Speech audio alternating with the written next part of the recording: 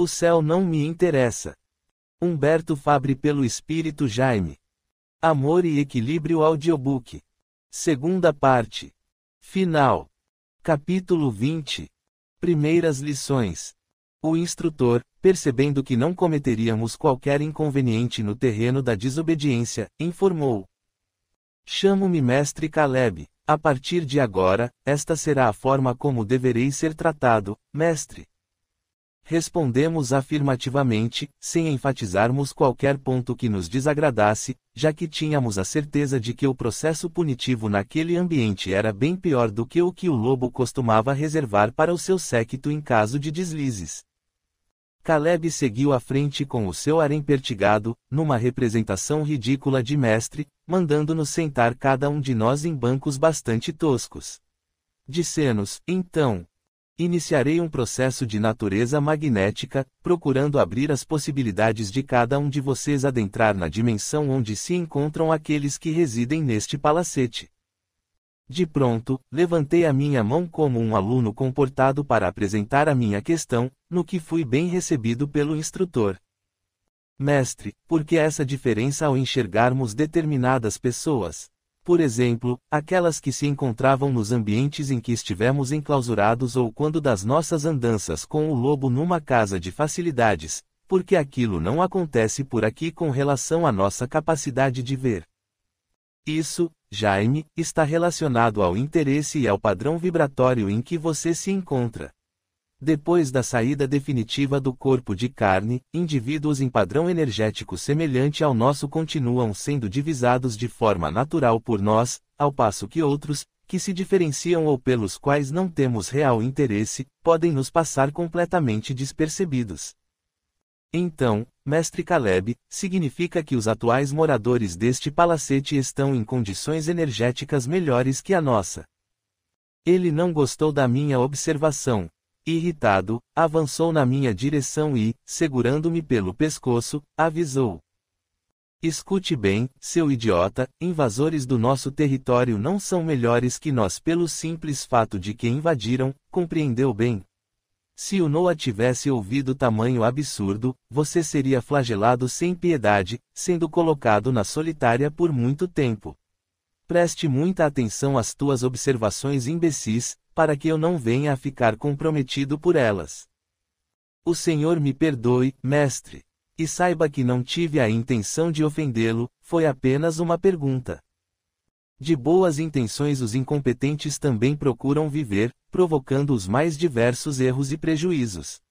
Agora chega de conversa fiada e vamos ao trabalho.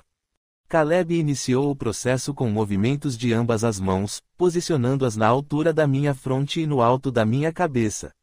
À medida que procedia dessa maneira, eu sentia que uma atmosfera se formava ao redor do meu crânio, como se um tipo de vapor cinza esbranquiçado fosse absorvido principalmente pela parte frontal. Quando deu por encerrado o procedimento em mim, passou para o Murilo, com quem eu pude observar efeitos muito semelhantes aos meus. Logo após o término das operações, Caleb informou: essas energias que apliquei em vocês são os recursos fluídicos que cada um de nós possui no corpo, seja em que dimensão estivermos. Eles podem ser utilizados para os mais diversos fins, tanto para causar benefícios à saúde de um indivíduo, desde que seja dosado de acordo, quanto para prejudicá-lo, criando, inclusive, processos hipnóticos que os levem às mais variadas enfermidades ou mesmo à loucura, se necessário for. Vou ensiná-los a usarem esses fluidos em processo associativo, de modo a ser possível retirá-los das criaturas desatentas que se encontram no corpo de carne. Somando-os aos nossos, serão produzidos ruídos e desconfortos os mais variados. Neste caso específico, aplicaremos o procedimento nos invasores do nosso território. Foi Murilo que desta vez fez menção de perguntar, no que foi atendido. Desculpe, mestre, se a minha questão é infantil, mas será esta a condição usual que sabemos dos locais ditos assombrados? O instrutor ajeitou parte da sua rota vestimenta e, com ar professoral, respondeu: sim, com o conhecimento de causa, como será o caso de vocês, ou, por vezes, sem que o fantasma, ou o espírito, que esteja vagando por um determinado local saiba como produzi-los, isto é, sem a técnica adequada.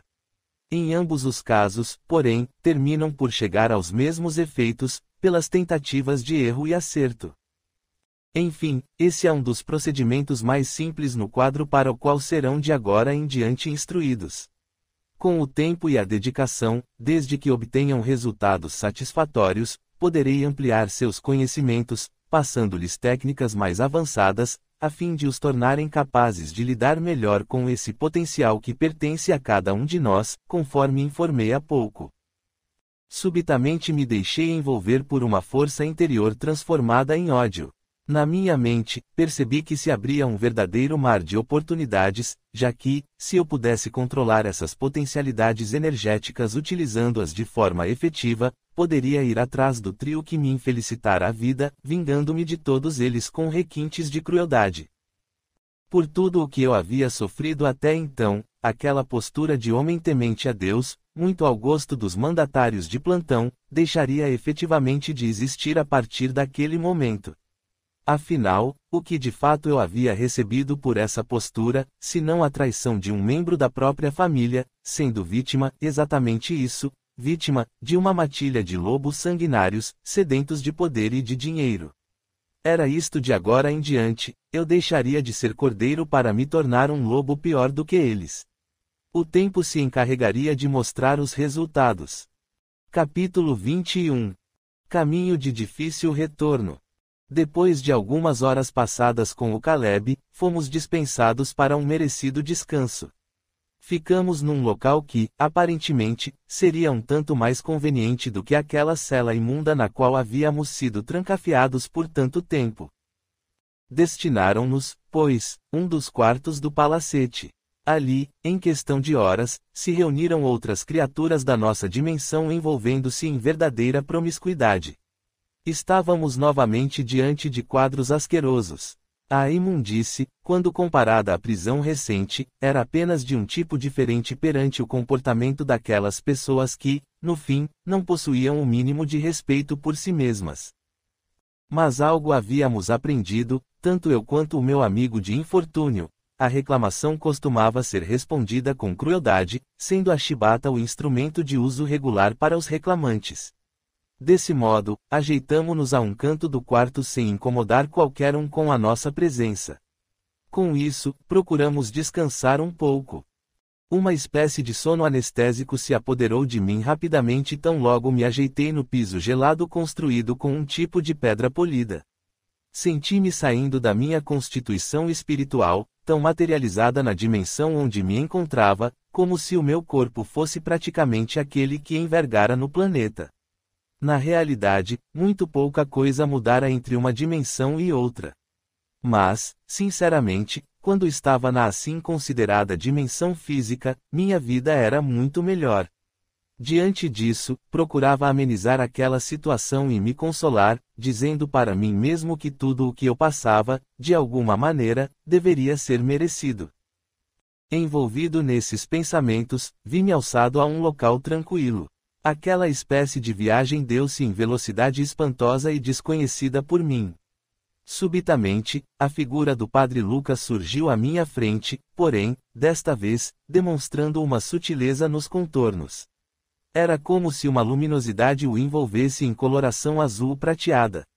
Receoso por estar de repente sendo enganado por uma das tantas formas que os demônios poderiam se apresentar, uma vez que as informações que eu tinha recebido se relacionavam a essas capacidades que os tais seres infernais possuíam, achei mais adequado manter cautela. Então, a entidade, ou fantasma brilhante, sorriu como de hábito, tal como, por exemplo, ele nos recebia na sua humilde paróquia. Transmitindo pelo olhar a mesma bondade daqueles tempos idos, disse-me: não é necessário manter-se receoso, meu filho, você não está diante de um demônio disfarçado, mas sim do mesmo Padre Luca que você conheceu. Pode confiar, porque eu continuo preservando o mesmo amor paternal por todos aqueles que estiveram sob a minha responsabilidade de conduzir ao nosso amado pastor de almas, o nosso Senhor Jesus Cristo. Mantendo-me a certa distância, falei: Sua figura, Padre. Sua condição atual. Estou na mesma dimensão que a tua, meu filho, com uma pequena diferença de objetivos, posto que todos os meus estão relacionados ao serviço com Jesus.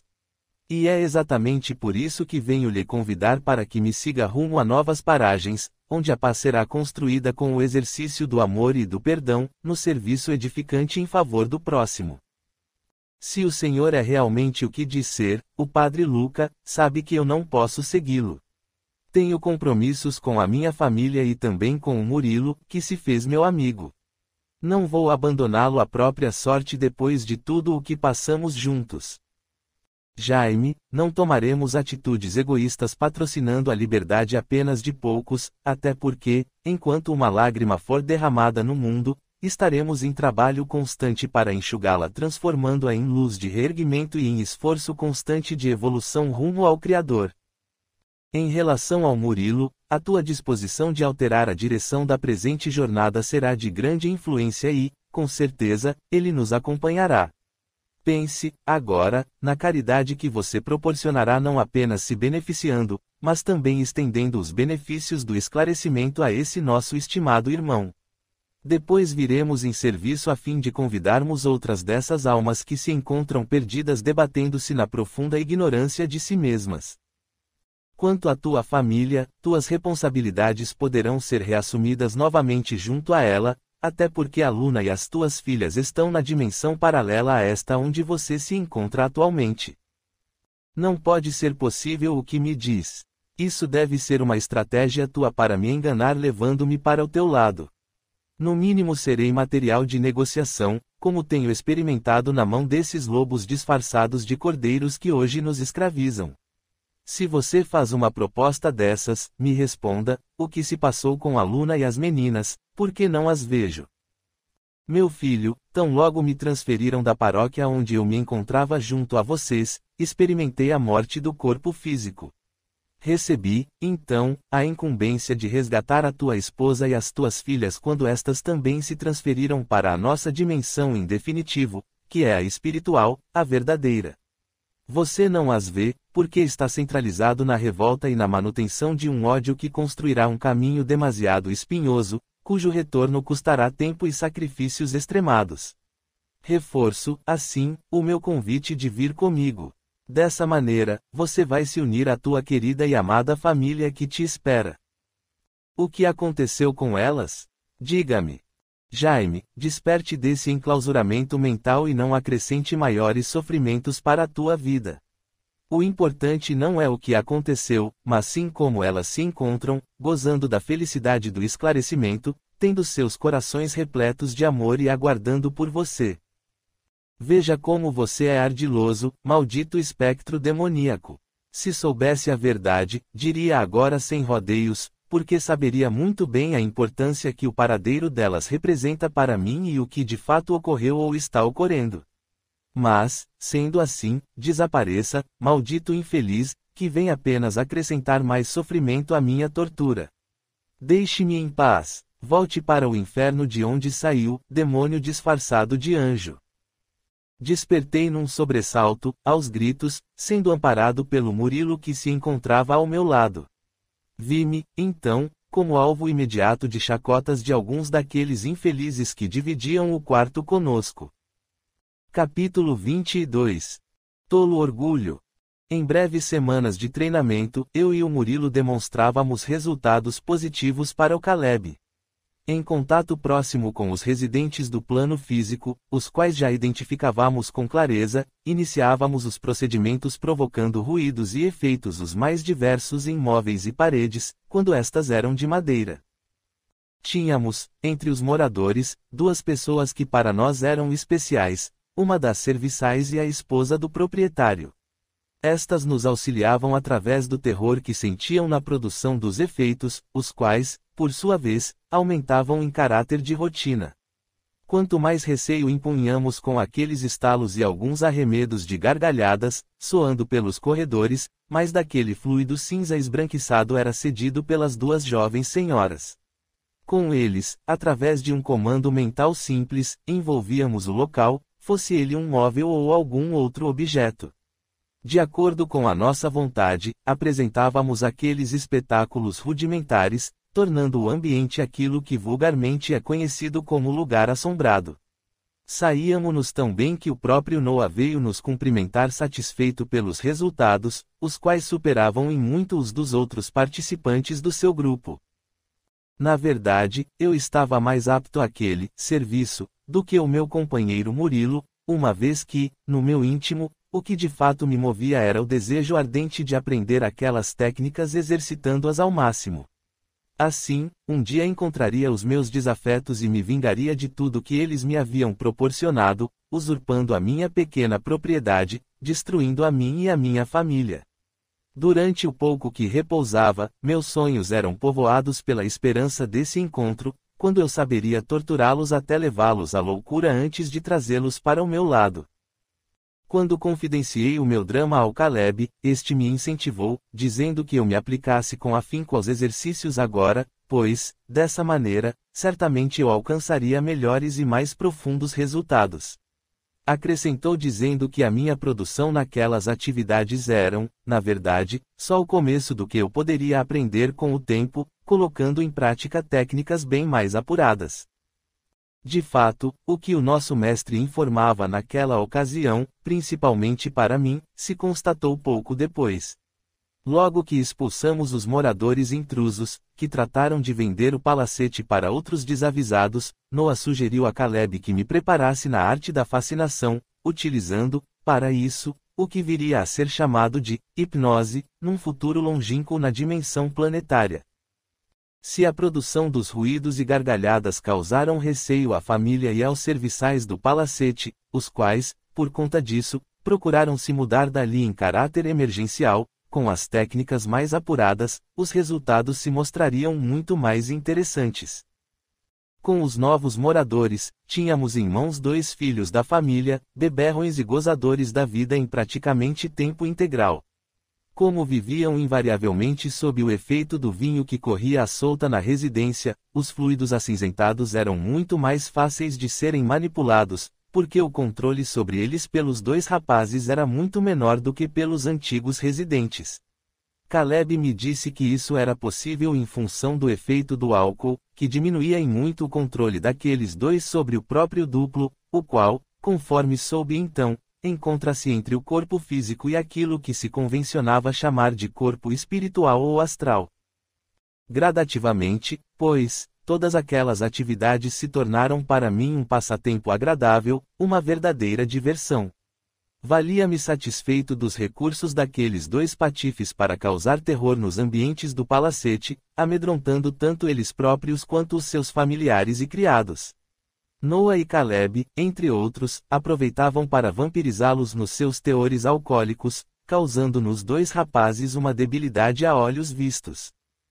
Quando indaguei Caleb a respeito, ele me informou que, no final das contas, o procedimento vampiresco era mais do que justo, uma vez que todos eles, os moradores, não passavam de invasores do nosso território, repetindo a ideia de que a propriedade oficialmente pertencia ao Noah e aos integrantes do seu séquito, como era o nosso caso.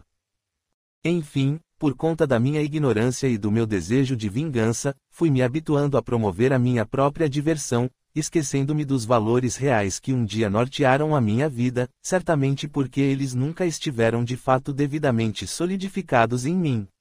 Com efeito, ninguém altera o seu proceder, tal como eu naquele momento, se estivesse devidamente equilibrado diante da vida e de Deus. Recordo-me que um dos meus últimos atos, aquele que serviu de decisão para o chefe da família invasora preparar a sua mudança do local, ocorreu num dos jantares em que se reunia a família toda com um grupo de amigos, tendo os serviçais postados próximo à mesa para atender os comezinhos mais pedidos. Retirei dos 2 beberrões e de um dos convivas presente uma quantidade razoável de fluidos e, com eles, pude revestir-me produzindo parte da minha imagem, o espectro da cintura para cima. Tornei-me completamente visível a todos que se encontravam no ambiente, causando tamanho espanto e correria que os apetrechos utilizados à mesa, bem como os alimentos, literalmente voaram na minha direção, lançados com o fito de me atingir sem, obviamente, alcançar o sucesso desejado. Desde a minha entrada em cena, isso foi algo que, na minha pobreza espiritual, considerei magistral, porque, na parte menos iluminada do ambiente, onde haviam poucas velas, comecei a surgir envolto nos meus trapos regulares, com cabelos e barba completamente desgrenhados, produzindo um som gutural para o qual o Murilo muito me auxiliou. Tão logo chamei a atenção para mim do público presente, bradei: invasores, saiam imediatamente dos nossos domínios antes que liquidemos cada um e com crueldade, levando todos para o inferno. Sumam daqui. Dizendo isso, avancei em direção à ponta da mesa. A partir daquele instante não foi mais necessário manter o meu esforço, desgastando a mim mesmo por conta dos efeitos produzidos, porque o pânico foi generalizado. Noa e Caleb, além de outros do séquito, estavam presentes e se divertiram muito com a minha performance. Até o ponto de o nosso líder vir a mim e me abraçar na frente de todos, muito agradecido, depositando, em seguida, um beijo na minha face. Com efeito, passei a muito me orgulhar do que tinha feito. Logo víamos os tolos dos moradores preparando com agilidade seus apetrechos e fazendo a mudança dali no menor tempo possível. Feliz, dizia para mim mesmo que mais uma missão estava cumprida e que Juan e a duplinha que o acompanhava não perderiam por esperar. Capítulo 23. Maneira de viver. Se o tempo passava ou se era eu que passava por ele não saberia dizer. O fato é que as famílias que se sucederam como invasores daquilo que eu já considerava, nosso palacete, foram gradativamente sendo afastadas.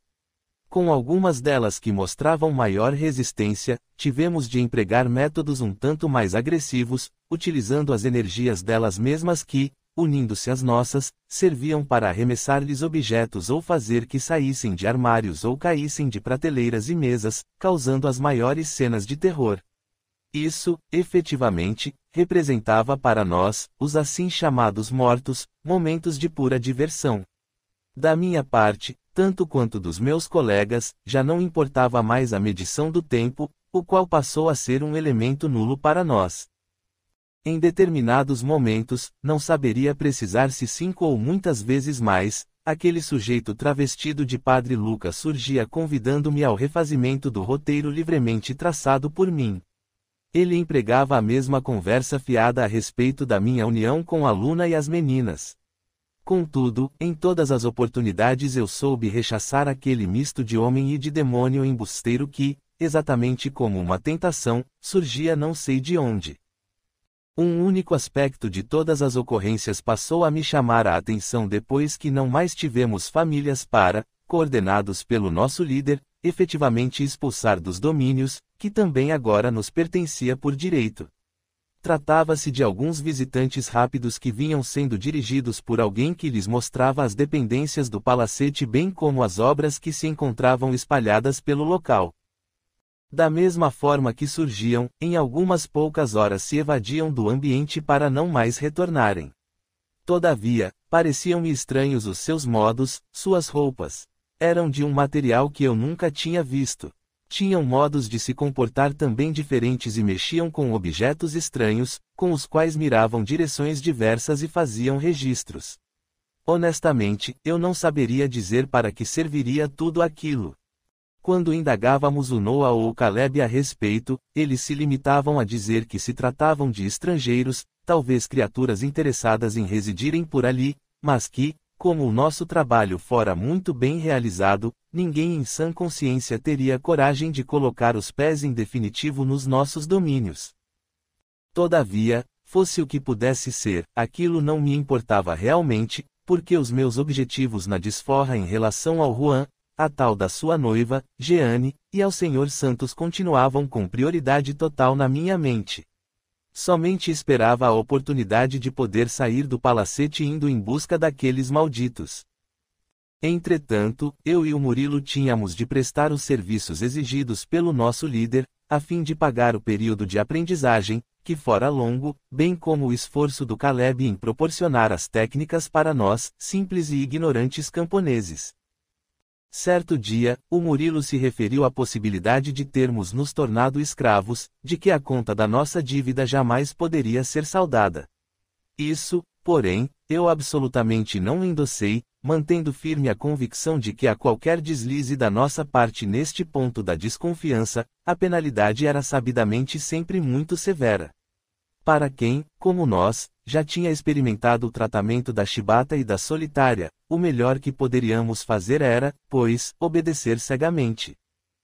Ele, meio a contragosto, se conformou, decidindo aderir ao meu ponto de vista e continuar trabalhando até que pudéssemos encontrar uma justificativa forte para apresentar ao líder o nosso desejo de tomar outros rumos.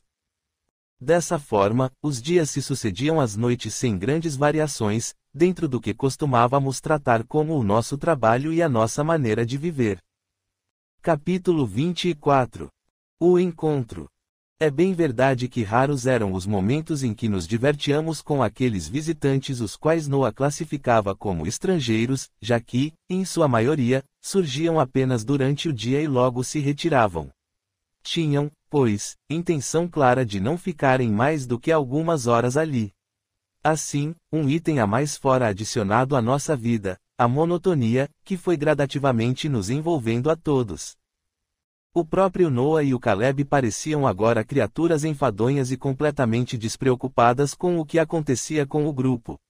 Foi quando, então, as debandadas começaram a ocorrer e isso sem qualquer ação por parte deles. A debilidade que os assaltara era tamanha que me dava a impressão de que, a qualquer instante, eles não mais se moveriam por falta de forças. Também comecei a perceber que entre aqueles estrangeiros surgiam algumas pessoas, ou criaturas mortas como nós, os quais acompanhavam alguns dos presentes. Outros também apareciam vestidos com túnicas brancas, semelhantes às dos padres ou das freiras, convidando-nos a sairmos daquele local que nos paralisava mais a cada dia. Pela experiência que eu e o Murilo havíamos passado nas mãos de clérigos cruéis, ao menor sinal dessas criaturas, fugíamos o mais depressa possível. Em algumas ocasiões, uma ou outra daquelas criaturas mostrava-se por demais insistente, procurando nos esclarecer que os tempos tinham mudado e tudo o que havíamos até então conhecido não mais existia. Diziam que o mundo sofrera grandes e importantes alterações, em função das quais o relacionamento entre as pessoas tinha cada vez mais se voltado para a implantação da solidariedade, apesar de muitos desacertos ainda precisarem ser trabalhados. Ocorre que, se absolutamente nada daquilo me convencia, o mesmo não se passava com o Murilo, que tal qual o nosso líder e o Caleb passaram a demonstrar uma debilidade estranha. Alguns daqueles sujeitos vestidos de branco às vezes nos diziam à distância, respeitando, obviamente, o nosso espaço, algo sobre a nossa natureza de origem divina, a qual viria a nos corrigir a rota, levando-nos de volta para a realidade do que de fato somos. Segundo eles, era exatamente por isso aquela fraqueza que se apresentava em alguns de nós. Tratava-se, de acordo com eles, da luta inconsciente travada no nosso íntimo, na tentativa de manter a chama da mágoa, porém, com os custos elevadíssimos do desperdício de tempo e de equilíbrio psíquico. Eu literalmente dava de ombros para aquele palavreado carola regado de colocações lastreadas no perdão das ofensas e outras coisas semelhantes. Assim, continuei me mantendo firme, até mesmo quando vi, certo dia, o Murilo ceder ao convite de um desses grupinhos e abandonar a sua posição sem que o Noah ou o Caleb tomassem qualquer providência. Apesar de me sentir traído por aquele que se fizera amigo durante todo o período em que sofremos as mais duras penas, preferi voltar-lhe as costas quando da sua partida e dar por encerrado o episódio, reafirmando os meus propósitos de revanche. Como desenvolvera em mim uma fortaleza gigantesca em torno dos meus propósitos, mantendo-me esperançoso de reencontrar a víbora que infelicitara a minha vida e a da minha família, certo dia fui finalmente estranhamente surpreendido. Surgiu, num dos grupos visitantes, um casal jovem acompanhado de um garoto que não passava de 14 anos de idade. Eles me chamaram a atenção de imediato. A aparência deles era completamente diversa do que eu já vira e os corpos também. Apresentavam-se em configuração extremamente alterada, até as roupas eram muito estranhas e diferentes. Contudo, o que me confundiu foi que eu senti um frio tamanho quando me aproximei deles. Isso me envolveu como um todo, sendo tomado, em seguida, por uma taquicardia quase sem controle. Sem dúvida eram eles, o trio miserável que estava de volta, afinal, tudo o que eu tinha aprendido com o Caleb denunciava os tamanha as energias inerentes. A confirmação disso não se fez esperar. Tão logo as primeiras e fortes impressões se deram, pude visualizar as figuras de cada um tal como se revestiam naquele último contato comigo na minha pequena propriedade. O casal que estava ali à minha frente era, efetivamente, o Juan e a Jeanne. Já o garoto, que, inclusive, se postava de maneira enfadonha, era o tal do Sr. Santos. Apesar de não entender o que se passava em relação aos novos corpos que pareciam encobrir aqueles que eu conhecera em outra configuração, a certeza de serem aqueles seres detestáveis estava claramente confirmada. Isofrego, fui em busca do Caleb para apresentar-lhe a novidade. Fui atendido de forma rápida, com ele procurando se livrar da minha presença que parecia incomodar o marasmo em que se encontrava. Ele disse: "Isso deve ser o que alguns falam sobre voltar num novo organismo físico. As criaturas são as mesmas, mas com algumas modificações. Se isso é uma verdade, pouco me importa. Agora, deixe-me em paz e vá cuidar dos teus negócios." Voltei em disparada para junto do grupo. Com facilidade os localizei quando estavam se dirigindo para o portão de saída. Fui caminhando ao lado daquele que só poderia ser o Juan. Quando ele atravessou o portão, o qual se tornara o ponto limítrofe daquele lugar para mim, investi-me de uma coragem enorme e avancei com ele na direção de uma carruagem de grandes proporções, uma tal que se apresentava sem qualquer cavalo para puxá-la. De todo modo, completamente voltado para os meus objetivos, eu enfrentaria o inferno que fosse, mas não perderia por nada a oportunidade de acompanhá-los, até porque, guardadas as devidas proporções, o criminoso voltava não necessariamente para a cena do crime, mas para a sua vítima. Assim envolvido, numa atitude incontida me voltei para o Juan e lhe disse bem próximo aos seus ouvidos algo que estava me corroendo há longo tempo.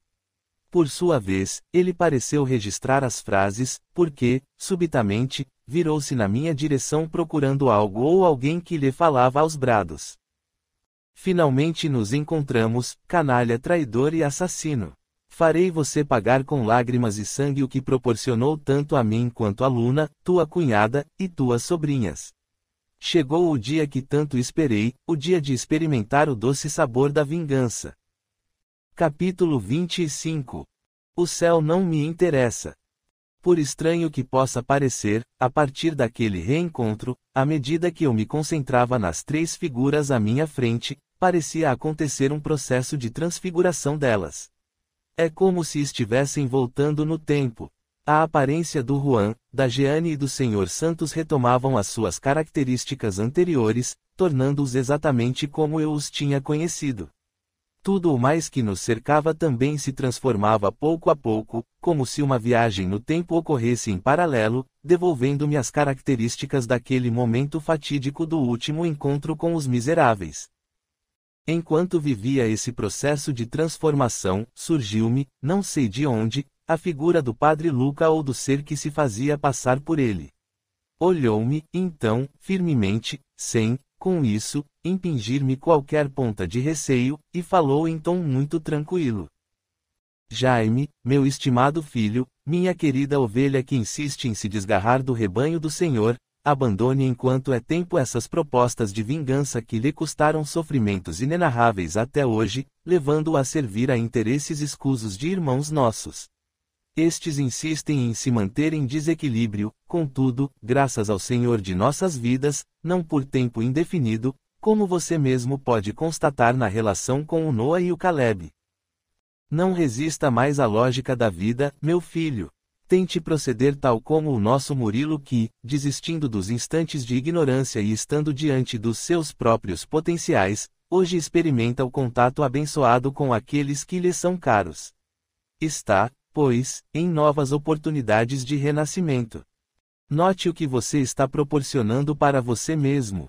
Passado um pouco mais de 7 séculos, um procedimento auto-hipnótico o está levando a reconstruir as condições vivenciadas no século XIII, quando se deram os nossos desacertos coletivos.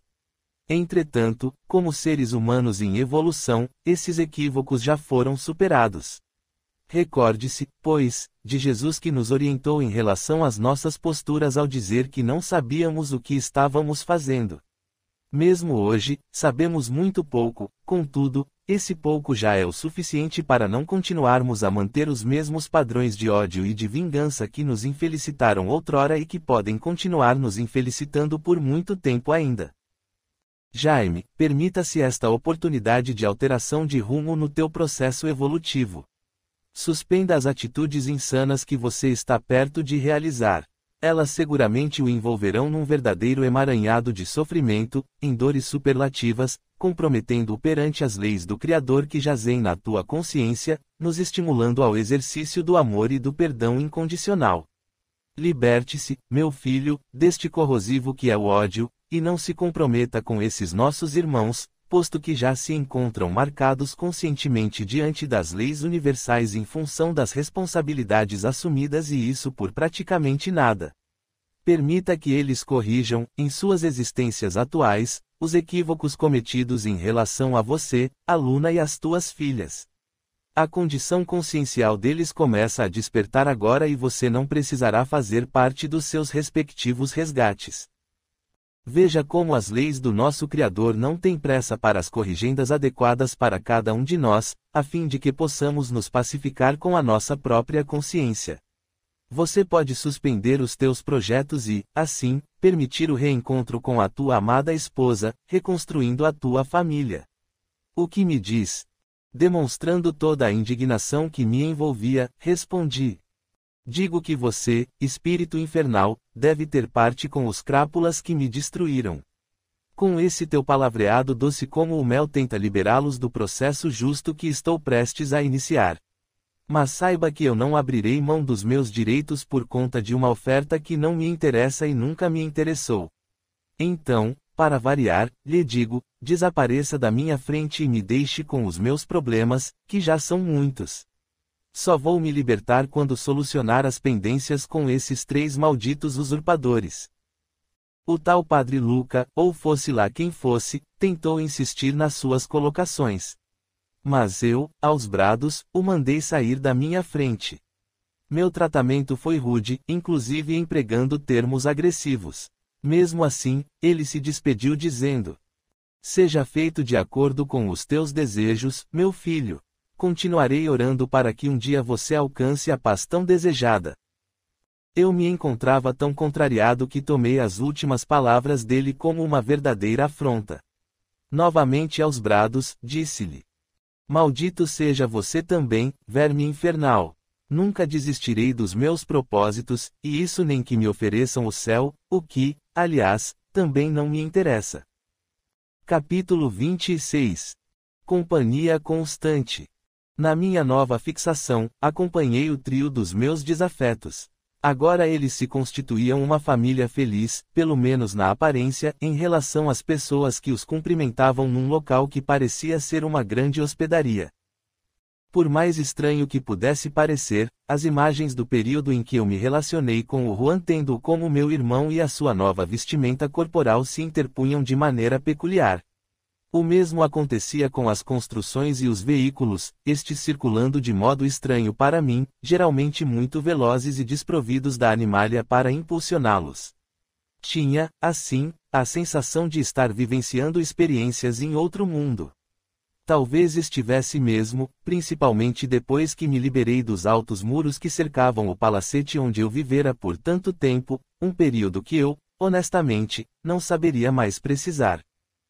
Mas se tudo o que se passava agora seria real ou fantasioso, de uma coisa eu tinha absoluta certeza: estava mais uma vez reunido com aquele crápula e a sua dupla de amigos malditos. Por isso, decidi não me importar com todos aqueles aspectos novos que surgiam à minha frente, a fim de não perder o foco do meu objetivo, que era fazer justiça cobrando os danos sofridos até então. Aguardei, então, que o trio se instalasse num confortável e amplo aposento, cuja mobília, por sua vez, eu jamais pude divisar em toda a minha curta existência. Tudo aquilo parecia pertencer a criaturas muito ricas, o que me despertou um ódio maior. No meu processo mental, fiz imediata associação entre o dinheiro da minha propriedade que ele usurpara com a duplinha amiga e a manutenção daquele luxo todo. Sendo verdadeiro ou não, o fato é que eu passei a ter mais um bom motivo para punir o trio, e o faria prazerosamente. Também passei a prestar atenção ao diálogo que transcorria entre eles naquele momento. O Juan e a tal da Jeane, depois de uma pequena discussão com o garoto, por conta de que ele não queria obedecê-los quanto aos cuidados de aspectos higiênicos básicos, falavam sobre a questão. Mas o que me chamava a atenção é que aquele embate entre o casal se travava no seu registro mental. O que eles diziam eu captava antes que a palavra fosse articulada. É bem verdade que Caleb já tinha me orientado quanto a isso, dizendo, na ocasião, que nós registravamos por via mental o que os invasores do nosso palacete diriam. Bem, fosse isso ou não, o fato é que eu estava participando ativamente dos diálogos como um espião invisível. Tão logo todos se acomodaram para o repouso, Juan foi o primeiro a se desligar da sua vestimenta carnal. Com movimentos lentos, sentou-se próximo ao seu corpo, que estava neutralizado profundamente pelo sono, e de imediato registrou a minha presença. Olhou-me com estranheza a princípio, mas depois tive a impressão de que ele tentava buscar na memória de onde me conhecia. Procurei facilitar-lhe o procedimento dizendo cinicamente: meu caro Juan, farei com que tenha plena certeza de quem eu sou, caso seja do teu interesse. Ele me olhou com certo desdém e respondeu: a mim pouco me importa. Você é um estranho e deve estar perdido. Vá procurar as tuas companhias, porque aqui você não é bem-vindo. Tive a certeza de que o miserável continuava com a mesma arrogância de sempre. Então, avancei na sua direção e saltei sobre o seu pescoço querendo esganá-lo, enquanto bradava: maldito crápula assassino, apenas disfarçado numa roupagem carnal diferente, você pagará pelo que me fez. A partir de agora, transformarei a tua vida num verdadeiro inferno. Adicionalmente, farei o mesmo com a dessa meretriz e a do usurpador que te acompanham. Ele tentou se defender, contudo, não alcançando o objetivo desejado, voltou subitamente para o corpo, despertando do sono. Manteve, porém, a impressão de que as minhas mãos ainda tentavam esganá-lo. Por isso, imediatamente conferiu o quarto para ver se algum estranho entrara ali. Não encontrando coisa alguma, definiu a situação como apenas um pesadelo, algo que, por minha vez, me encarregaria de reproduzir em caráter de rotina. Enquanto Juan buscava novamente conciliar o sono, apliquei-lhe substancial quantidade de energias no alto da cabeça e também na sua fronte, porque aprendera com o Caleb que esse procedimento poderia levar o sujeito a recordações do seu passado. Não demorou para que eu pudesse conferir tirando proveito das minhas técnicas. O canalha adormeceu novamente e, ao sair do corpo e me ver, reconheceu-me de imediato. Falou, pois, em tom de pânico: não pode ser você, Jaime. Estou tendo o segundo pesadelo. Não permite que ele terminasse a frase, avançando outra vez em sua direção para sufocá-lo. Dizia-lhe ao mesmo tempo: claro que sou eu, seu traidor do próprio sangue. Farei você e os teus comparsas pagarem caro por toda a infelicidade que se abateu sobre mim e a minha família. Ele mais uma vez procurou se livrar das minhas mãos, mas, não tendo forças suficientes, retornou subitamente ao corpo, despertando num sobressalto ainda que registrasse mentalmente as minhas últimas ameaças. Não lhe darei um instante sequer de paz a partir deste momento, víbora peçonhenta. E para começar, não mais deixarei você dormir, transformando-me na tua companhia constante.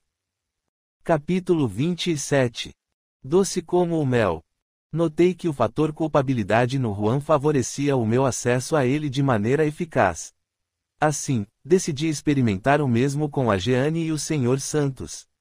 Obtive, então, inicialmente em Jeane, uma resposta similar à do meu ex-irmão. Na verdade, tinha aprendido com o Caleb que a inserção energética na direção da fronte e no alto do crânio de uma pessoa criava possibilidades de controle do indivíduo, caso este tivesse incorrido em situações de culpa ou trouxesse fraqueza moral em relação àquele que se posicionava como um desafeto ou um cobrador. Certa feita, meu instrutor citara que as partes do corpo sobre as quais se operavam a transferência energética chamavam-se chakras. Também informou que tínhamos, no nosso corpo astral, vários pontos que, devidamente trabalhados pela aplicação de fluidos ou energias, produziam imenso bem ou o seu contrário, quando exercíamos o processo de justiça pelas nossas próprias mãos. Não demorou, pois, para que eu produzisse o mesmo efeito infernal na companheira do Juan, que, aliás, também se encontrava em vestimenta corpórea distinta daquela com a qual eu a conhecera. O mesmo se deu em relação ao Senhor Santos. Concentrando-me nos chakras específicos deles, os três passaram a me visualizar no período do desdobramento corpóreo pelo sono. Viam-me conforme tiveram a oportunidade de me conhecer quando das suas rápidas visitas ao lar que ajudaram a destruir. Da mesma forma, passei a vê-los na configuração que tiveram naquele período da história. Na verdade, fixei-me nessas suas imagens para manter o meu foco total no processo de justiça que lhes aplicaria pelo que haviam me proporcionado. Logo no primeiro contato que tive com a Jeane e o Senhor Santos, encontrei-os fora do corpo físico, em sono pesado em virtude da participação numa festa em que praticamente vararam a noite na companhia do Juan e alguns dos seus amigos. No momento do desdobramento, portanto, posicionei-me de forma aterradora, ao que Jeane, em desespero, retornou para a organização somática. Despertou em literal pânico, fazendo despertar também o Juan, que mal iniciara o seu repouso. Por sua vez, o Senhor Santos procurou se posicionar, a princípio, como se não temesse a minha presença, o que, até certo ponto, pareceu-me um tanto ameaçador. Olhando-me de maneira desprezível, disse: "Não pense você que eu tenha pena ou que me sinta culpado pela desapropriação do teu campo, até porque o valor oferecido ao teu irmão na transação foi considerado por ele como bastante irrisório. Agora, não me faça perder o meu tempo com a tua presença. Trate de retornar de onde veio. Mas, caso queira manter o teu inferno particular, saiba que esse embate é, na verdade, entre você e o teu irmão." O sujeito foi de uma petulância e tamanha ousadia que por alguns instantes me senti neutralizado com a sua postura desafiadora. Percebi, de imediato, que precisaria de técnicas diferentes para atuar de forma efetiva no seu processo punitivo. Com efeito, aquele simples despertar, buscando-lhe causar pânico com a minha presença e, com isso, enfraquecer gradativamente a sua constituição corpórea pela ausência de repouso, não seria tão eficaz com ele quanto o foi com o Juan e a Jeane. De fato, eu precisaria fazer diferente, era imperioso arquitetar uma nova estratégia para lidar com aquele insolente e usurpador experiente. Como eu sempre fora hábil com os procedimentos no campo, cujas lições me foram repassadas pelo meu pai, principalmente quanto a lidar com animais peçonhentos, julguei que, talvez, as energias utilizadas nas pessoas poderiam ser também trabalhadas em pequenos animais, produzindo, dessa forma, algum desconforto naquele miserável. Assim, iniciei os meus testes com algumas aranhas que encontrei próximo à residência do trio. Percebi, então, que conseguia empregar as minhas energias criando certo nível de comando em relação ao direcionamento daquelas pequenas criaturas. Procedi dessa maneira e alcancei pleno sucesso. Faltava, agora, direcioná-las para a moradia do Juan, levando-as diretamente ao quarto do valentão desafiador. Passei o dia todo praticando com aqueles pequenos seres. Com alguns deles a minha influência alcançava maior resultado.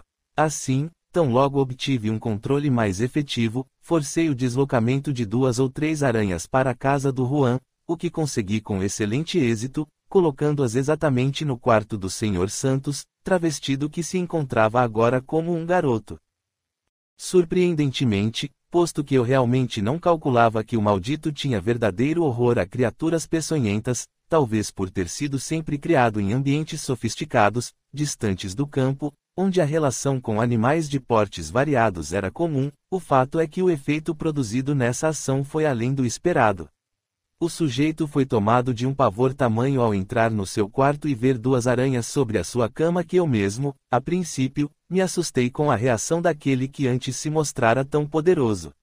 Logo em seguida, gargalhei gostosamente com a cena ridícula à frente daquele poltrão. Exultei realmente com o que assistia, pois constatei que, para apavorá-lo, bastaria criar imagens de animais peçonhentos na sua mente, cenas das criaturas querendo atacá-lo. Com isso, eu efetivamente construiria uma atmosfera infernal para o sujeito, alcançando os meus objetivos de torturá-lo e enfraquecê-lo gradativamente. Enfim, em poucos dias de pleno exercício junto ao trio, já alcançava o sucesso desejado. Iniciava, pois, a minha vingança, a qual, para mim, era realmente doce como o mel. Capítulo 28. Técnicas sombrias. Finalmente, tudo o que eu tinha passado na minha infeliz existência estava agora sendo devidamente compensado pela implementação dos castigos arquitetados por mim. Na minha opinião, todos eles eram de extremada justeza. Na realidade, tornou-se uma diversão aguardar o momento em que os 3 miseráveis se preparavam para o repouso noturno, pois era quando as minhas ações tinham início. Para o caso do Juan e da Jeanne, bastava a minha presença diante deles. Quando iniciavam o processo de desdobramento do corpo somático provocado pelo sono e me viam, despertavam logo em seguida em verdadeiro sobressalto, completamente aterrorizados. Não tinham consciência exata do que de fato ocorria e, por isso, não encontravam explicação para tamanhos e repetidos pesadelos. Com efeito, a minha estratégia funcionava com afinada perfeição, uma vez que eu esperava que eles voltassem a pegar no sono e, então, atacava o Senhor Santos, criando, através da hipnose, figuras gigantescas de aracnídeos ou ofídeos, os quais causavam verdadeiro terror no covarde. Ele despertava aos gritos por conta do seu pesadelo e, dessa forma, incomodava absurdamente o casal que pretendia descansar, mesmo que por alguns instantes. Outro aspecto que constatei ser de grande valia no meu processo obsessivo, sem que eu necessariamente tivesse recebido lições a respeito, tornando-me capaz pelo método empírico mesmo, referia-se aos instantes de carícias trocadas na intimidade do casal. Percebi que as energias de ambos eram colocadas sem controle no ambiente. Ora, unindo-as às minhas, passei a promover certos ruídos imóveis ou a derrubar objetos no quarto, causando, então, situações de real assombro para os dois, o que completava a minha diversão. Gradativamente, também passei a me inteirar do que os 3 faziam durante o dia, procurando conhecer tudo sobre a nova realidade deles. Notei pelos comentários entre o casal, que os compromissos de trabalho do Juan bem como o rendimento escolar do garoto davam mostras de sério comprometimento. De posse dessas informações, passei a intensificar, tanto quanto possível, as minhas ações também durante o dia, aproveitando os instantes em que o Senhor Santos, agora travestido num adolescente, fazia os seus assim chamados deveres de casa, enquanto a Jeanne cuidava dos afazeres domésticos. Quanto ao garoto, nos momentos em que se dedicava aos cadernos e livros, eu me valia das suas energias, emanadas em profusão, e criava rapidamente imagens de pequenas aranhas, as quais surgiam como que por enquanto sobre a mesa ou sobre as suas mãos. Isso lhe causava tamanho assombro que a Jeanne, sempre apavorada, corria para conter o pânico que se instalava naquele que agora se posicionava como seu filho. Por sua vez, a situação dela não era melhor, porque eu promovia, principalmente na cozinha, movimentos em panelas e outros pequenos objetos, tirando-lhe a atenção no que fazia. A ação se dava principalmente quando ela estava utilizando alguma faca ou outro objeto que pudesse lhe causar algum dano físico, conseguindo, em determinadas ocasiões, que se cortasse ou que se queimasse. Por mais primitivas que fossem as minhas ações, eu percebia que estavam surtindo o efeito desejado, pois, logo, pelas conversas que ocorriam, consultas médicas eram marcadas, já falavam, inclusive, em alguma sessão ocultista em auxílio à questão. O fruto dessas minhas conquistas com o trio miseravelmente comprometido comigo certamente se relacionava ao meu aprendizado, ao fato de ter sido um bom aluno do Caleb. Agora, eu colhia o fruto da espera exercitada através de todos os sofrimentos que me foram impostos. Não demorou para os três passarem a fazer uso de medicamentos para dormir, o que funcionava durante certo tempo, anestesiando-lhes o corpo físico. Contudo, como não conseguiam retornar para o invólucro corpóreo depois de o desdobramento se dar pelos químicos, o meu processo torturante continuava de forma acusativa e isso mesmo que eles se encontrassem um tanto anestesiados na minha dimensão. Despertavam, pois, depois daquele período de sono imposto pelos fármacos, mas suas consciências continuavam a martelar a culpa que carregavam. O enfraquecimento corpóreo de cada um deles se dava, assim, a olhos vistos, comprometendo-lhes o humor. Dessa forma, surgiam os mais variados desentendimentos entre o casal envolvendo também o garoto que, por vezes, tomado de fúria, precisava ser contido pelo pai para não agredir a própria mãe. Na verdade, aqueles arroubos do adolescente eram patrocinados pela minha influência, já que eu me valia do seu descontrole depois de lhe aplicar energias hipnóticas. Estas consistiam não apenas em criar imagens que lhe causavam terror, mas também em transformar as figuras paterna e materna em criaturas monstruosas e, ao mesmo tempo, desafiadoras. Gradativamente, pois, eu estava comprometendo a sanidade do trio, notando que alcançava sucesso mais rápido do que tinha imaginado. Capítulo 29. O Mistificador. Logo estavam os três iniciando um envolvimento com um outro casal de amigos, que em uma de suas visitas a Juan e Jeanne, terminou por lhes sugerir uma reunião de natureza ocultista, que seria coordenada por um sujeito altamente experiente. Dizia o tal casal que as situações experimentadas ali tinham todas as características de envolvimento com espíritos numa espécie de assombração. Analisando brevemente os amigos do Juan, percebi que se tratavam de rematados ignorantes dentro do assunto que abordavam. Contudo, diante do trio que o ouvia com atenção redobrada e que não tinha qualquer conhecimento da matéria, os dois visitantes tomavam um ar de natureza professoral e mística. Exultei diante do fato, julgando que muito provavelmente um espetáculo ridículo estava sendo montado com aquela iniciativa. Ela poderia muito bem me dar a chance de lhes apresentar mais algumas peças de terror. A excitação que a Jeanne se colocou diante do casal impressionou-me, pois marcaram para o dia seguinte a visita do tal do intermediário entre o mundo material e espiritual. Cabia-me aguardar com serenidade. Assim, aproveitei aquela noite que antecedia ao encontro para lhes infligir doses maiores de horror, desta vez promovendo alguns estalos em móveis, forro da residência e piso de madeira.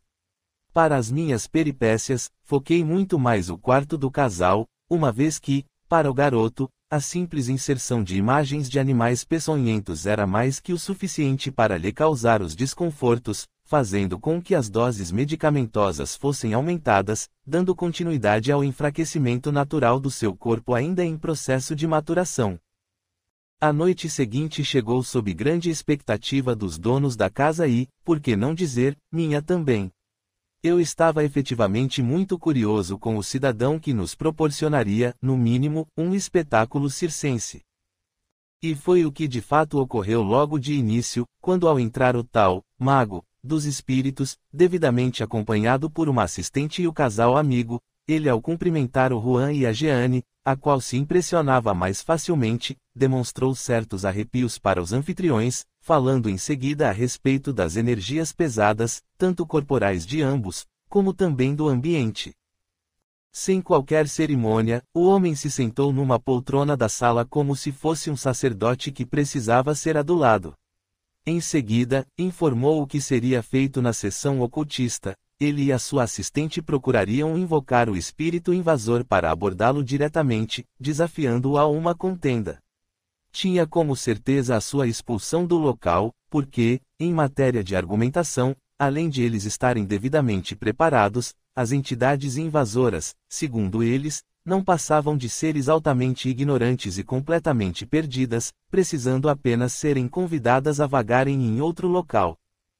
O espetáculo não poderia ser mais risível.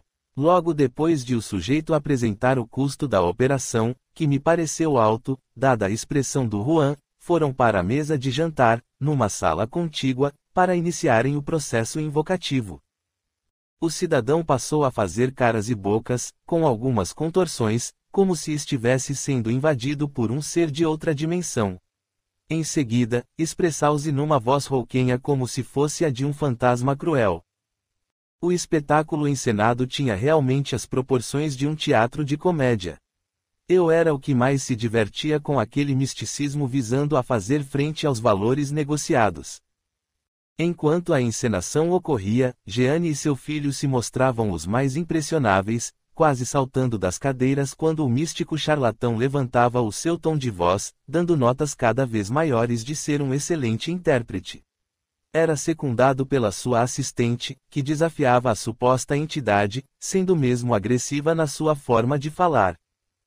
Quando finalmente encerraram as cenas, expulsando o tal gênio do mal do ambiente, dando-me, enfim, a possibilidade de recuperar as minhas energias de tanto gargalhar, achei que seria interessante provocar algum episódio marcante para o grupo que se encontrava reunido. Como a maioria dos presentes se impressionou realmente com a performance, sem qualquer controle emanavam de seus corpos energias brancas acinzentadas que passei a utilizar. Em contato com as minhas, envolvi uma jarra de cristal, que adornava a mesa. Dando, então, um comando mental, fiz com que ela flutuasse no ar por alguns instantes para, em seguida, cair bruscamente espatifando-se no centro da mesa. Alguns fragmentos da jarra atingiram de leve o rosto do tal mago, provocando cortes quase imperceptíveis, mas suficientes para que deles saíssem alguns filetes de sangue. O sujeito levantou-se rápido e, usando seu lenço para retirar as manchas de sangue do rosto, apresentou uma explicação ridícula para a situação. Disse que esses incidentes eram comuns pelas energias acumuladas no ambiente. Ao se desfazerem, elas provocavam aquele tipo de efeito. Entretanto, notava-se visivelmente o seu apavoramento diante do fato. Como ele já tinha recebido a soma combinada, tratou de se retirar o mais rápido possível dali, junto com a assistente e o casal que o acompanhara, deixando os residentes completamente atônitos com o ocorrido. Aproveitei a oportunidade que se mostrava peculiar e, apesar do esgotamento que se abatera sobre mim dado o esforço energético desprendido, ainda consegui provocar alguns ruídos, os quais serviram para aumentar a dose de pânico daquele trio detestável. Capítulo 30. Nem que o Cristo me peça. Realizadas as operações, a sensação de debilidade que se abateu sobre mim foi exponenciada de tal forma que uma espécie de sono anestésico me envolveu sem que eu pudesse reagir em contrário. Minhas pálpebras pesavam como se de repente elas fossem de chumbo. Meu corpo chegava a fremer diante daquele episódio tão inusitado. Recostei-me no piso e entreguei-me por completo, mas claro que a contragosto. Para mim, as oportunidades surgidas naquela noite com o mistificador tinham de ser muito mais bem aproveitadas. Mas, durante algum tempo, minha mente vagou por imagens conhecidas do passado, as quais pareciam mais presentes do que nunca. A relação familiar feliz junto à Luna e as nossas meninas envolviam-me num prazer inenarrável, para logo em seguida desaparecerem. No seu lugar, surgiu diante de mim o desenrolar dos acontecimentos, com a prisão, a começar pelo transporte, que foi feito como se fôssemos animais selvagens. Depois veio a separação definitiva e a tortura sem fim. Tudo se passava como se os fatos estivessem à minha frente. Podia sentir a dor, o sofrimento moral, até mesmo as energias e a temperatura ambiente. Sentia-me, enfim, como que transportado para o passado ou, talvez, quem sabe, eu jamais tivesse saído dele. Quanto mais imagens saltavam à minha frente, nas quais, em determinados instantes, eu me tornava o espectador e o intérprete ao mesmo tempo, o sentimento de ódio se exaltava dentro de mim. Era como se uma força incontrolável tomasse conta de todo o meu ser, dando-me a impressão de que a qualquer momento eu perderia a razão. Mas se aquela energia odienta me levava ao auge do desespero, em paralelo, ela parecia me sustentar no sentido de tornar possível reencontrar o trio que me despedaçara a vida bem como me vingar condignamente. Para mim, todos os castigos, por mais duros que fossem aos três, representavam o mais puro processo de justiça. Enquanto a minha mente vagava por esses labirintos de dor, fui surpreendido por uma figura luminosa que apareceu na minha frente. Inicialmente, se mostrou sem contornos definidos, depois, gradativamente foi possível divisar traços femininos. Um tanto mais adiante, a imagem, mantendo a luminosidade inicial, apresentou-se de forma completa. Era a cópia perfeita da minha adorada esposa. Ao mesmo tempo em que eu me debatia para me afastar, forças estranhas literalmente me retinham no local, como se me pedissem para não resistir ao momento, antes que aproveitasse a oportunidade oferecida para efetivar a alteração de rota. Meus pensamentos entraram em verdadeira convulsão. Ora, eu poderia muito bem estar sendo mais uma vez ludibriado por algum ser demoníaco tentando tirar vantagens, escravizar-me talvez, como já ocorrera outras vezes. A minha imaginação foi dirigida para a figura do mistificador, que talvez pudesse realmente contar com a assistência à distância de algum daqueles seres voltados para o mal.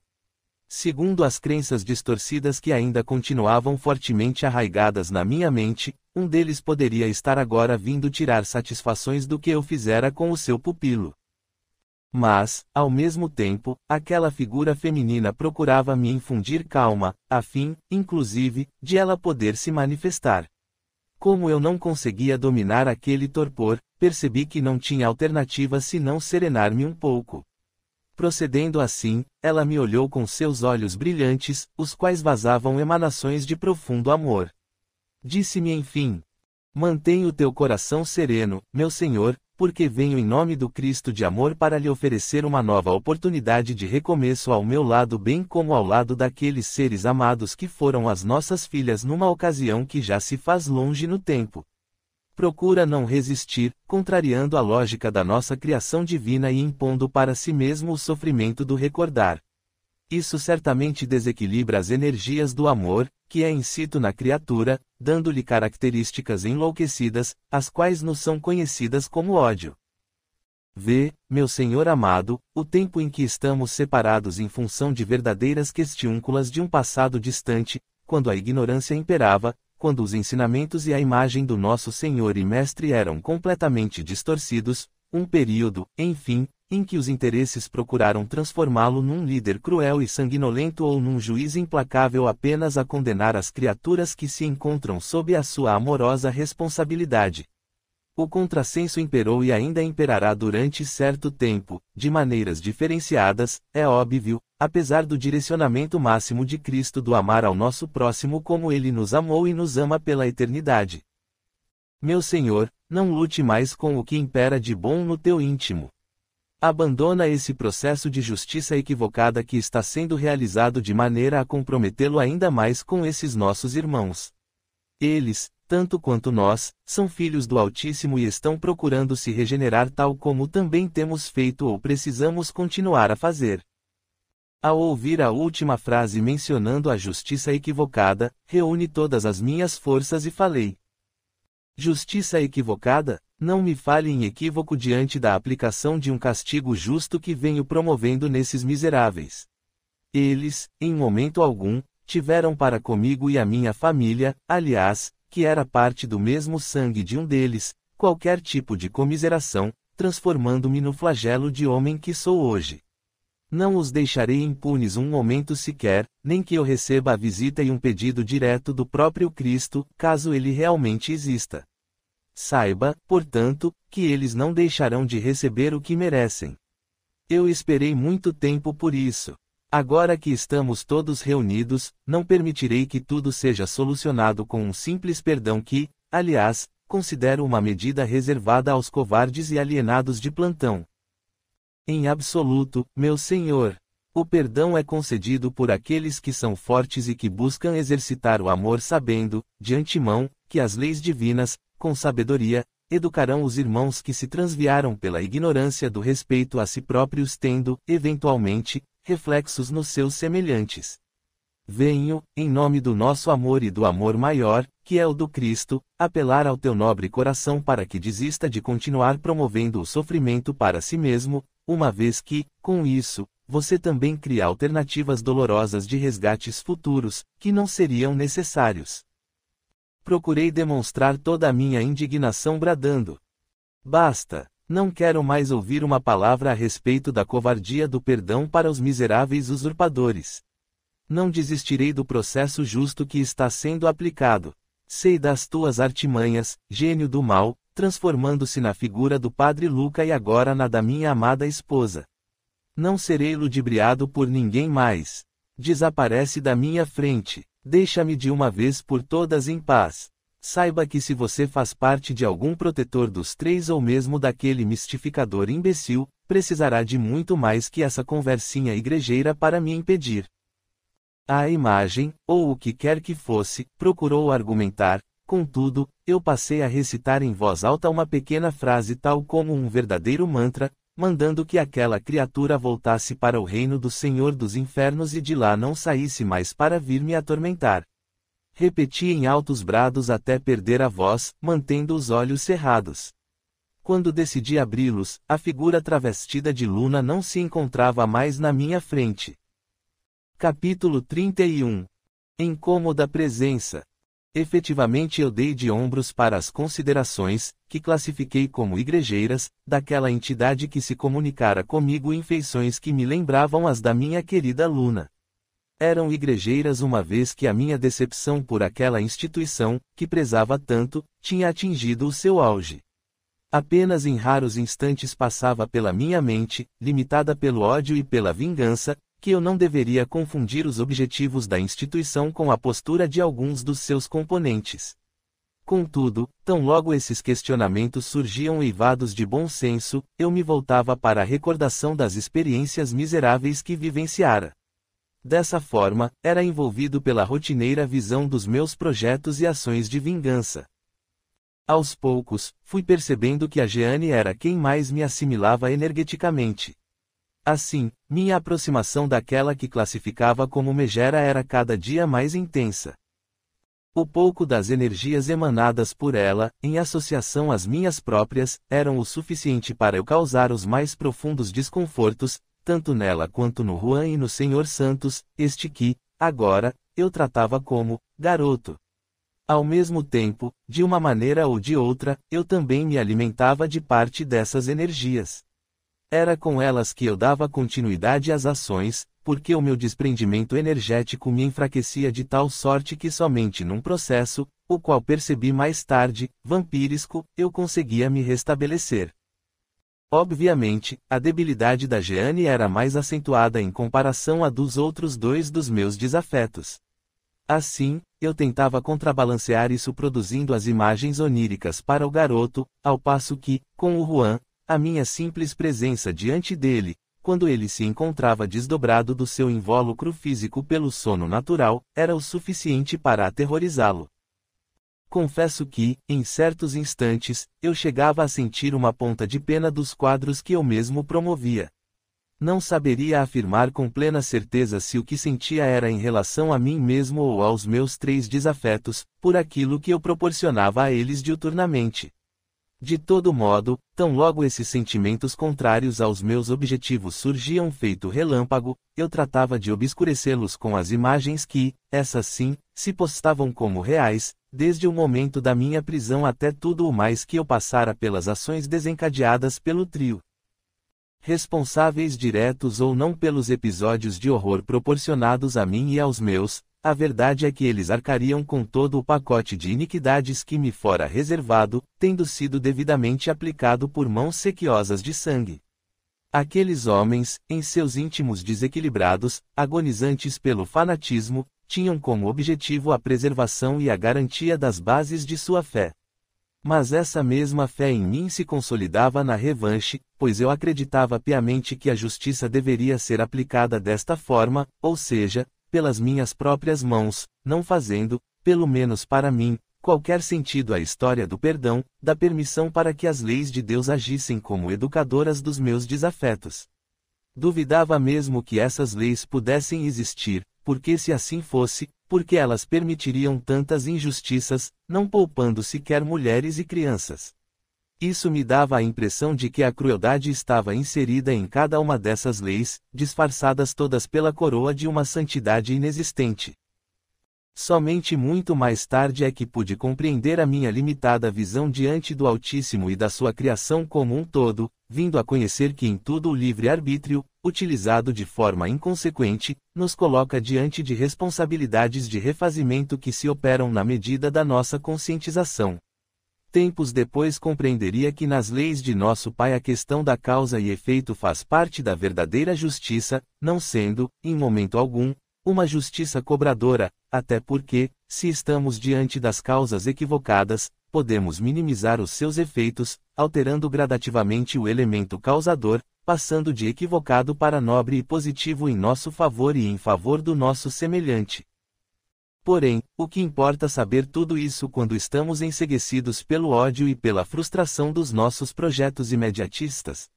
Naquele momento, o que me interessava, e em caráter emergencial, era levar os três em definitivo para a minha dimensão. Desse modo, eu daria continuidade à retaliação inenarrável, e por que não dizer, saborosíssima. Se a vida deles estava sendo transformada num inferno, pelas noites mal dormidas, pela alimentação comprometida pelo mal-estar, pelos medicamentos poderosíssimos atuando de forma a neutralizar as minhas ações, sem grande efeito nesse sentido, muito pelo contrário, as terapias medicamentosas se tornavam mais um fator altamente debilitante dos seus corpos orgânicos, enfim, se da parte deles o sofrimento era geral, da minha, eu me realizava pouco a pouco, vendo-os sofrer sem qualquer alteração, sem reduzirem o sofrimento imposto. Capítulo 32. Metodologia educativa. Por um lado, eu conseguia impingir as mais variadas formas de desconfortos ao trio odiento, mas, por outro, comecei a sentir certa irregular debilidade no contato estreito com a Jeane. Tais sensações começaram em alguns momentos, curtos até, mas que imprimiam um aprisionamento junto a Jeane.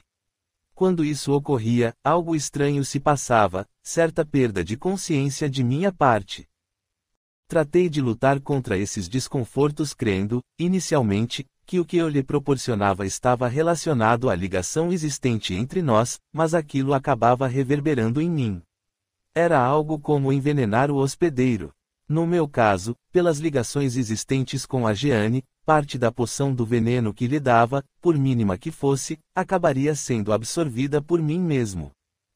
Mas a cada dia que se passava, a intensidade desse processo se tornava maior e mais evidente. Ao mesmo tempo, minhas tentativas de desligamento dela simplesmente se mostravam impossíveis. Quando a limitação das minhas ações chegou ao extremo, quando, enfim, eu não conseguia fazer mais coisa alguma, ficando limitado, inclusive, de qualquer movimento em relação ao Juan e ao garoto, comecei a entrar em pânico. Desconhecia totalmente o que estava acontecendo comigo. Nesse ínterim, o meu enfraquecimento se tornou patente. Era como se eu estivesse perdendo parte das minhas energias por conta de um encapsulamento irresistível. Quanto mais eu me debatia, mais laços finos e invisíveis, um ou outro mais solidificados, me uniam ao corpo da megera. Não demorou para que eu experienciasse momentos de extremada fragilidade induzindo-me a uma espécie de sono anestésico. Foi em um deles que eu pude mais uma vez divisar aquela entidade que se fazia passar pelo Padre Luca. Desta vez, ele vinha acompanhado da figura da minha amada Luna. Ele se aproximou sem que eu tivesse forças para me afastar ou para repeli-lo. Tocando-me suavemente no alto da cabeça, transmitiu-me irresistível tranquilidade. Logo em seguida, disse-me: acalme-se, meu querido filho, porque é chegada a hora de começar o teu processo regenerativo, em que o amor de Jesus e a misericórdia do nosso Pai atuam no sentido de fazer com que você saia desse inferno autoimposto que continua lhe comprometendo a evolução ao longo de séculos. Jaime, a solução para os problemas envolvendo relacionamentos equivocados não está baseada na vingança e no ódio. Estes vêm não apenas te consumindo, mas fazendo também com que os teus irmãos em Cristo sofram igualmente, sem conseguirem encontrar uma maneira equilibrada de resolver as suas pendências. Acredita você que aquilo que aconteceu séculos atrás representa uma injustiça em relação apenas a você? Somos, meu filho, caminheiros de longa jornada a perder-se na imensidão dos tempos. Por nossa vez, também empregamos muita crueldade contra os nossos desafetos, e por que não dizer, contra aqueles mesmos que partilhavam conosco o sangue de nossas veias. Muitas vezes, éramos pais inconsequentes, filhos desrespeitosos, levando aos nossos entes queridos, e em muitas ocasiões, agressão fatal de suas vidas, ceifando, em outras ocasiões, suas esperanças futuras. Não pense que as leis magnânimas do Criador sejam como as de Talião, olho por olho, dente por dente. Em lugar disso, nos seus procedimentos educativos, ele nos coloca muitas vezes diante das mesmas criaturas ou de outras até, a fim de nos ajudar a reduzir a nossa sanha assassina, porque nada que nos ocorre está relacionado às condições do acaso. Somos herdeiros dos nossos pensamentos e das nossas ações. Enfim, uma coisa é certa, jamais conseguiremos fugir de nós mesmos, da nossa consciência. Entende, pois, que aquilo que poderia ter alcançado uma solução através do exercício do perdão dirigido às almas que, por suprema ignorância, queriam se locupletar da tua propriedade indevidamente naquele momento da história, terminou por comprometê-lo ao optar pelo uso contrário da proposta do amor. De fato, deliberadamente você optou pela manutenção do ódio e da vingança. Apesar de todos os apelos feitos ao longo do tempo para você desistir das tuas ações vingativas, permitindo que as leis do Criador agissem como metodologia educativa, você as ignorou solenemente, o que o levou a comprometimentos desnecessários frente, inclusive, a outros indivíduos que sequer estavam envolvidos nas tramas do trio que hoje passará a servir como tua família. Neste momento, eu, mentalmente, questionei meu interlocutor a respeito da parte final da sua fala. Ele, por sua vez, dando-me a impressão que tinha me escutado, continuou. Sim, meu filho, a tua ligação de caráter obsessivo foi o suficiente para que a nossa irmã Jeane pudesse tomá-lo como um futuro filho querido, pela misericórdia alcançada através dos apelos da tua amada Luna, que continua velando por você. Ela, aliás, será a tua guardiã nos momentos que te aguardam na existência que em breve vai se iniciar. Com certeza, os primeiros resgates estarão enfocados no relacionamento difícil. Nesse caso, o processo de aceitação da tua parte em relação à família que te receberá se transformará em exercícios de profunda abnegação. Contudo, algumas das tuas deficiências de locomoção tocarão esses corações, que tudo farão para lhe transmitir o conforto. Por sua vez, também eles estarão exercitando o amor ao filho caçula bem como aquele que será o teu irmão mais velho. Este, em muitos momentos, vai se posicionar junto a você como um verdadeiro pai. Da tua parte, esforce-se para serenar o coração, resignando-se diante das leis sábias do Criador, a fim de que a oportunidade não seja perdida.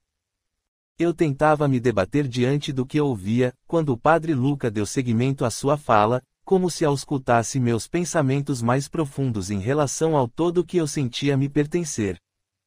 Quanto àquilo que você entende que foi usurpado, saiba que todas as propriedades pertencem ao nosso Pai e que a sua justiça se faz nos mínimos detalhes. Você será, num futuro próximo, não na imediata reencarnação, herdeiro de propriedades as quais serão fruto de extenso labor dos irmãos que por instantes lhe retiraram a possibilidade do usufruto. Ou seja, nada que esteja destinado pelo Senhor para nossa utilização passageira, visando ao nosso aprimoramento como espíritos que somos, deixará de nos ser restituído com os ajustes adequados. Com efeito, a contabilidade divina expressa também a sua justiça. Nesse sentido, os espoliados receberão, um dia, o dobro ou triplo daquilo que por direito lhes foi concedido e pelo período que se mostre necessário. Já os responsáveis, aqueles que trabalharão para devolvê-los, em sua maioria poderão ser aqueles mesmos que um dia procederam de forma irregular, valendo-se de recursos escusos para se apropriarem indevidamente daquilo que não lhes pertencia. Assim, meu filho, procure a oração como veículo de ligação com o nosso Criador, para te fortalecer diante dos desafios que te aguardam nas próximas existências. Por ora, descanse na paz do Cristo de Deus. Adormeci pesadamente tendo como última visão à minha frente a imagem da Luna. Ela pareceu me beijar demoradamente na fronte, da mesma maneira que procedeu inúmeras vezes quando nos encontrávamos vivendo momentos de profunda alegria. Passado um tempo, que eu não poderia precisar, certo dia eu, abrindo os olhos, tive um instante de lucidez. Foi como se estivesse na condição de adulto, contudo, podia verificar, nesse breve período, que a estrutura corpórea me apresentava na condição de bebê. Mesmo assim, reconheci estar sendo embalado pelo Juan. Fazendo um esforço que me pareceu sobre-humano naquele momento, procurei me expressar, mas da minha boca saiu apenas um pequeno gemido. Na verdade, era a minha tentativa de poder lhe dizer: voltei. Fim. Obrigado a todos e até o próximo livro. Amor e Equilíbrio Audiobook.